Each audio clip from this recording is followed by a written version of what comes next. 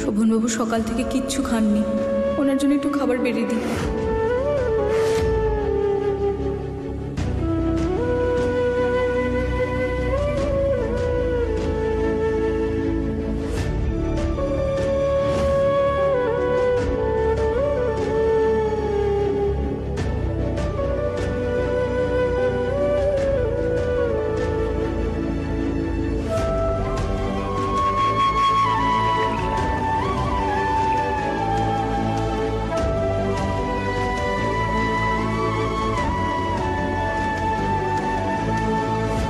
শোভনবাবু, আমি আপনার জন্য খাবার পাঠিয়েছিলাম, আপনি খাননি, খেয়ে নিন এটা। শোভনবাবু, রাগ খাবারের ওপর দেখাবেন না। দেখুন, আপনি যদি না খান তাহলে আমি অন্যের একটা দানা মুখে তুলব না। এমনটা করো না, একটা কথা শুনে নাও, এইসব করে কিচ্ছু হবে না ফুল। এত রাগ করবেন না।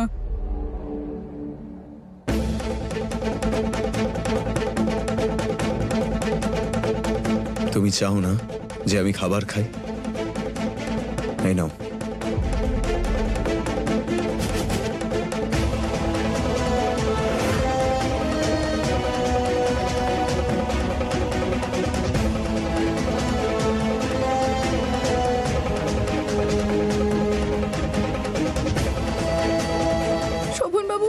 এটা কি করছেন আপনি? ছেড়ে দিন, আমার উপর রাগ আপনি নিজের উপর মেটাবেন না। ফেলে দিন এটা শোভনবাবু।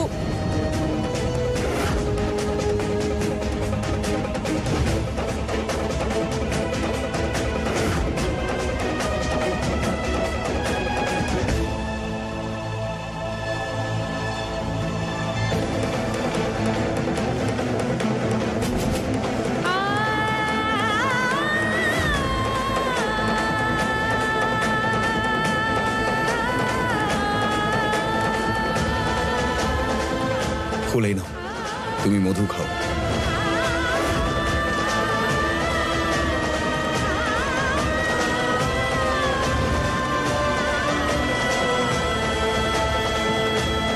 শোভনবাবু, আমার ওপর যতই রেগে থাকুন না কেন, আমাকে কষ্ট পেতে একটুও দেখতে পারেন না।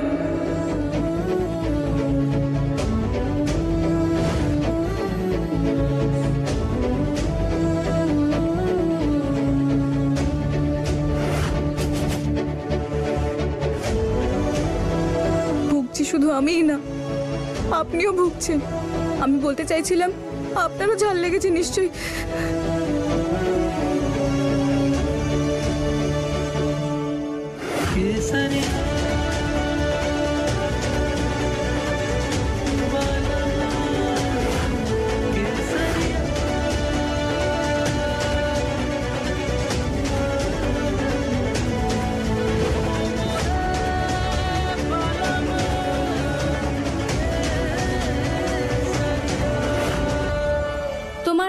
রেখাই বলে দিচ্ছে, মনে হয় না তুমি ফুলের থেকে কোনোদিন জিততে পারবে। এরা দুজন এত কাছাকাছি কেন? এরা যত কাছাকাছি আসবে আমি শোভনের থেকে তত দূরে চলে যাব, আর হার আমি মানতে পারবো না। কিছু একটা করতে হবে আমায়।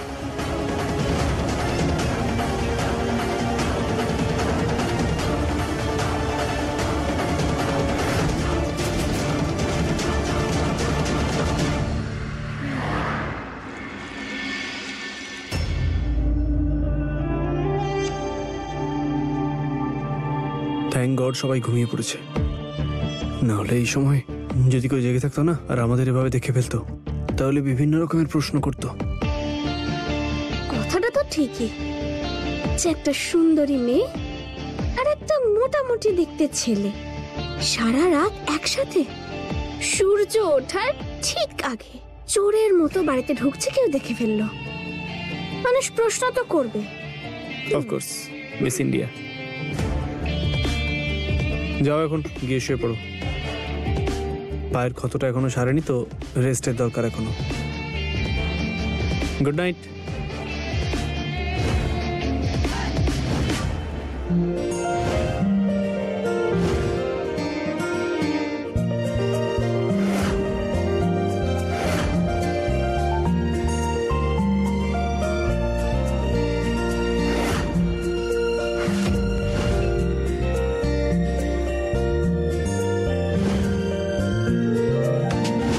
আমি দেখলাম যে তুমি এই কন্যার পা থেকে বিষ বের করছো। এই বন্ধন এতটাই অটুট যে নিয়তিও এই বন্ধনকে আলাদা করতে পারবে না।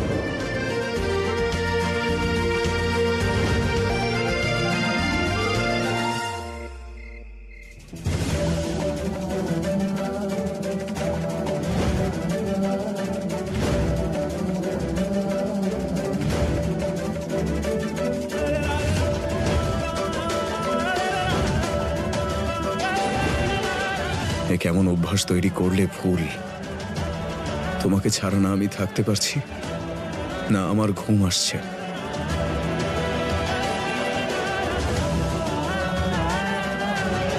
আমি তো আছি আপনার পাশে, আপনার মনে।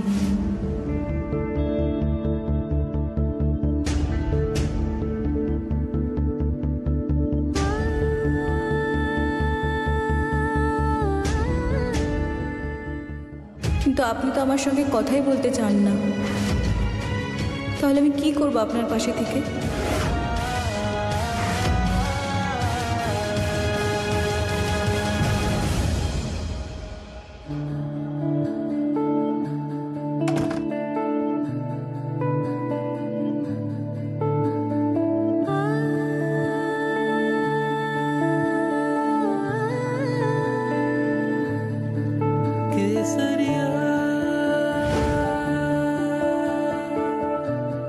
খুবই ভালো।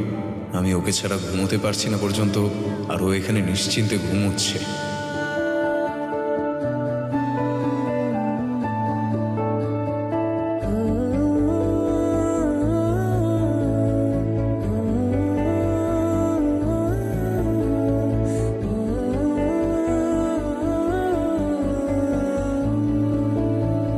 তুমি আমার কাছে থাকলেই আমি শান্তিতে ঘুমোতে পারি। তার মানে এই নয় যে আমাদের মধ্যে সব ঠিক হয়ে গেছে। সকালে সবাই ঘুম থেকে ওঠার আগে আমি তোমায় এখানে রেখে যাব।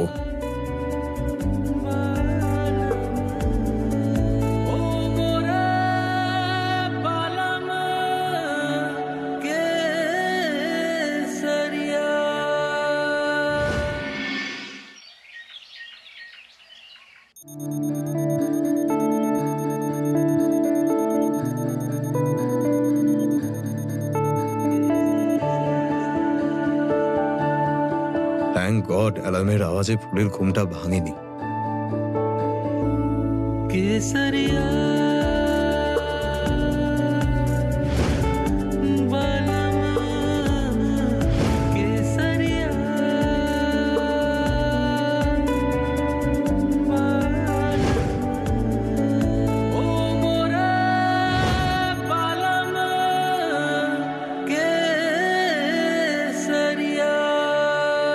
এর আগে ফুল উঠে পড়ুক, আমি ওকে ওর ঘরে গিয়ে রেখে আসি না হয়।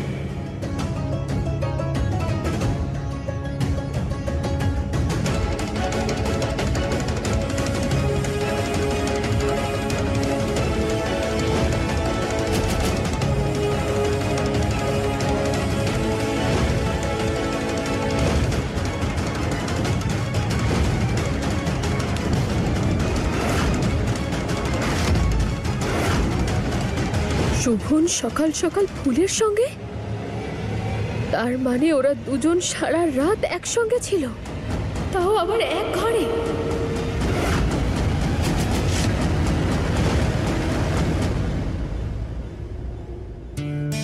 ভালো হয়েছে ঘুমটা ভাঙেনি। শোভনবাবু, আপনি এখানে? আমি আমার চার্জার নিতে এসেছি।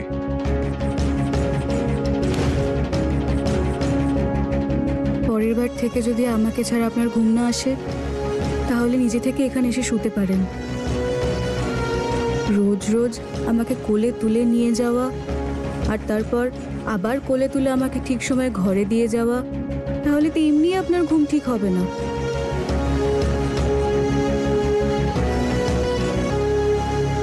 এসব কি বলছো তুমি? কোনো স্বপ্ন দেখছিলে নাকি তুমি?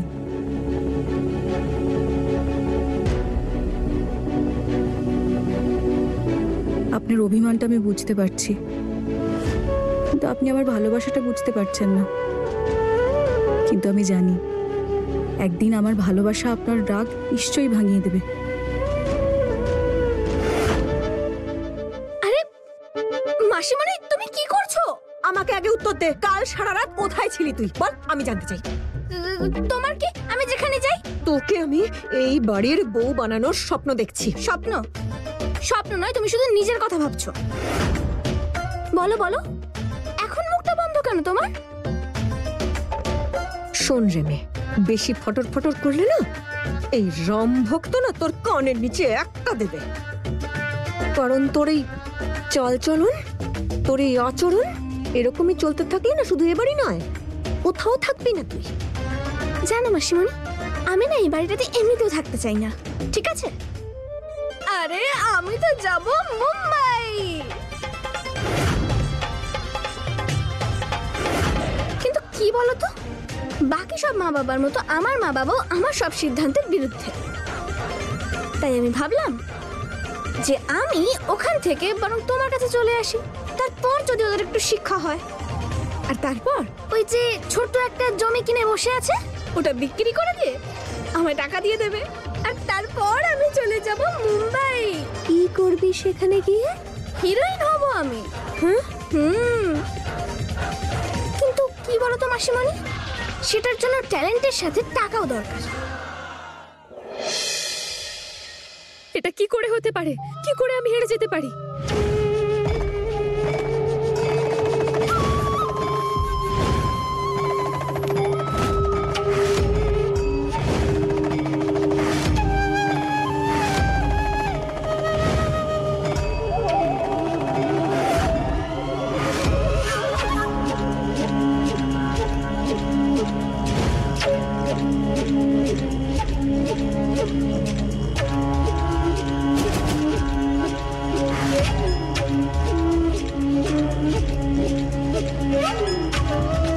ভাগ্যের লেখাগুলো পাথরের মতো হয়,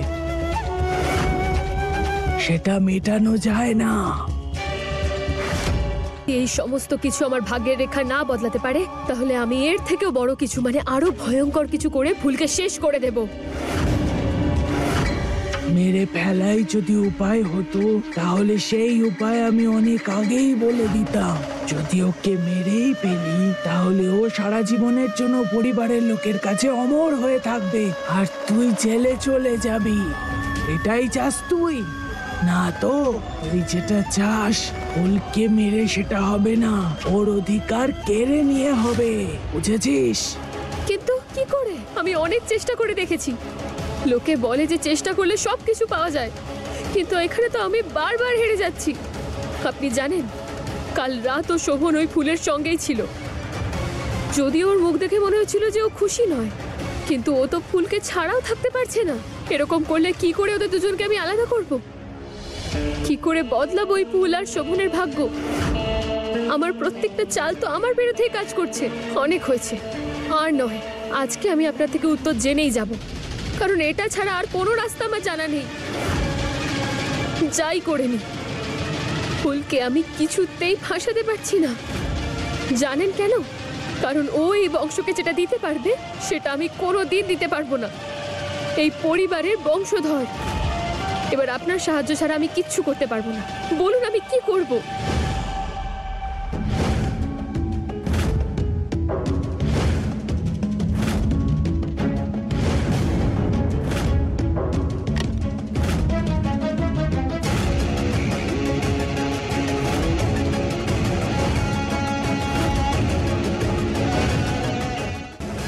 এখন এইটা দিয়ে আমি ওই ফুলের কি করব?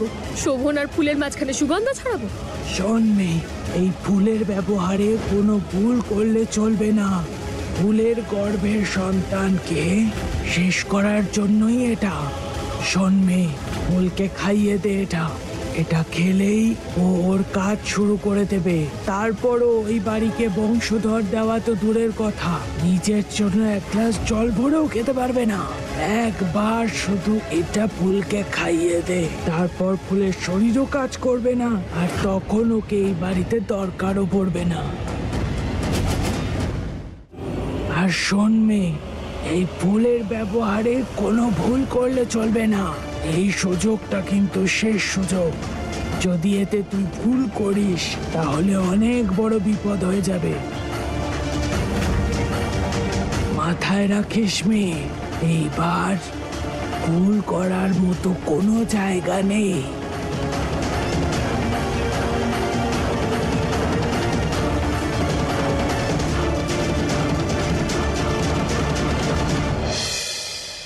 মা ঠাকুরন তো মন্দিরে গেছেন, আমি অন্য কাউকে ডেকে নিয়ে আসছি।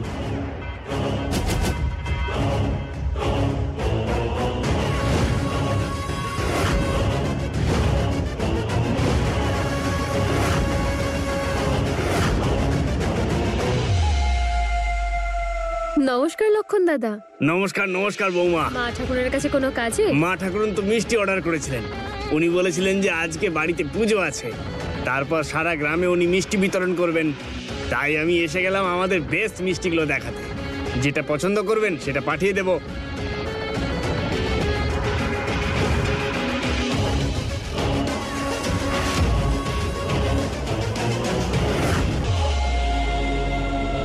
মনে হয় আজ আমার ভাগ্য আমার সঙ্গেই আছে। ওই ঘুমটাওয়ালা মহিলার দেওয়া ফুলটা মনে হয় আজই মিষ্টির সঙ্গে খাইয়ে দেওয়া যাবে। মিষ্টিগুলো টেস্ট করতে হবে, তাই তো? মা ঠাকুরন তো নেই বাড়িতে, তাই আমাকে দিন, আমি টেস্ট করে বলে দিচ্ছি। আচ্ছা ঠিক আছে, আপনি টেস্ট করুন। এই নিন। দিন।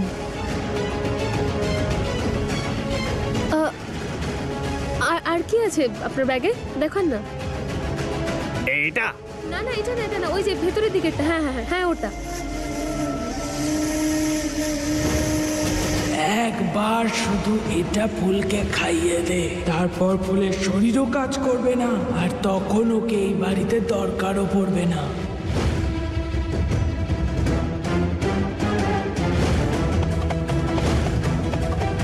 আমি তো আমার কাজটা করে দিয়েছি, এবার এই ফুল নিজের কাজটা দেখাবে। এই নিন। না না, আমার তো এই মিষ্টিটাই ভালো লাগছে, কিন্তু আপনাকে যাতে আরো একবার না আসতে হয় তার জন্য একটা কাজ করুন। ওই যে ওখানে যে দাঁড়িয়ে আছে, তাকে এই মিষ্টিটা টেস্ট করান। ও না মা ঠাকুরনের খুব কাছের, আর ও যদি হ্যাঁ করে দেয় তাহলে অর্ডার ডান। আচ্ছা ঠিক আছে। এই নিন। আর হ্যাঁ, এই মিষ্টিটাই টেস্ট করাবেন কিন্তু। যান, তাড়াতাড়ি যান।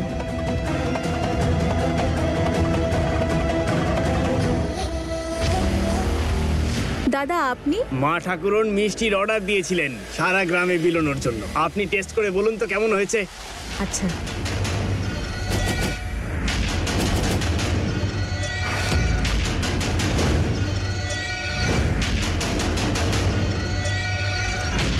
মিষ্টি তো তুমি খাচ্ছ, কিন্তু জয়ের স্বাদ আমিই পাবো। মা ঠাকুরনের সবচেয়ে কাছের, আজকের পর আর দাসী হওয়ার যোগ্যতাও থাকবে না তোমার।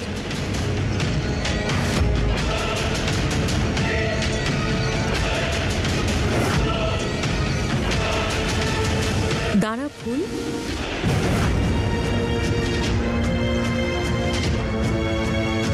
কি ওর মা আবার ওই মিষ্টিতে ফুল মেশাতে দেখে নেনি তো আমাকে?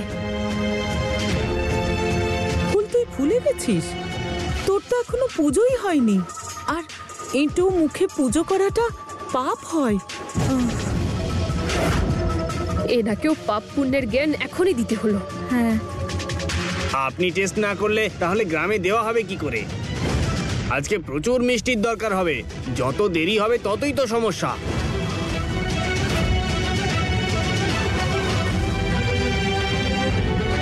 আচ্ছা ঠিক আছে, আমার পুজো হয়ে গেছে, আমি খেয়ে দেখছি। ঠিক আছে মা।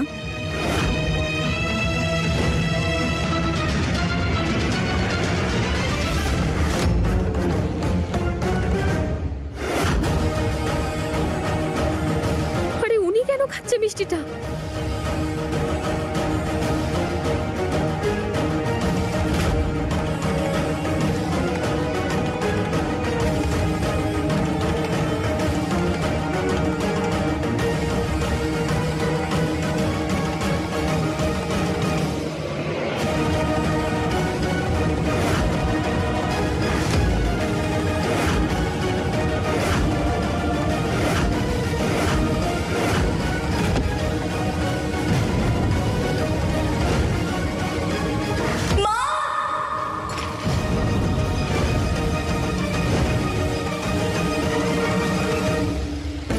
মা মা কি হলো তোমার? মা দিদি দিদি কি হলো দিদি? শোভন বাবু, মা ঠাকুরন, মামি, দেখো না কি হলো মায়ের। মা ওঠো না, কি হলো তোমার? মা ওঠো। ঠাকুরজি, আরে কি হলো মা? হ্যাঁ কি হয়েছে? ঠাকুরজি, ফুল, তোমার মায়ের কি হলো? ওই লক্ষণ দাদা আপনাকে মিষ্টি টেস্ট করাতে এসেছিল। আমি পুজো করছিলাম তাই মা টেস্ট করেছে, তারপর মা উঠছে না। মা ওঠো না, তোমার কিচ্ছু হতে পারে না। মা চোখ খোলো, মা ওঠো না। ঠাকুরজি চোখ খোলো। Hello doctor. মা, ও মা। লক্ষণ, এটা কি ধরনের মিষ্টি? কি ছিল ওটাতে? মা ঠাকুরন, মিষ্টি তো সেটাই ছিল যেটা আমরা রোজ বানাই। আজ সকালেই বানিয়েছি তো। এমন মিষ্টি বানাও যেটা খেলে অন্য কারোর শরীর খারাপ হয়? তুমি চলে যাও এখান থেকে। মিষ্টির ব্যাপারটা পরে দেখা যাবে। আমি প্রসাদ অন্য কাউকে দিয়ে বানাবো। কিন্তু আমি যাও। মা, মা ওঠো না। মা, মা ওঠো। এই হলো তোমার। মা, মা ওঠো না। মা, মা এক্ষুনি ডাক্তার আসবে। মা এবার তো ওঠো। ঠাকুমা কেন পালিয়ে গেল?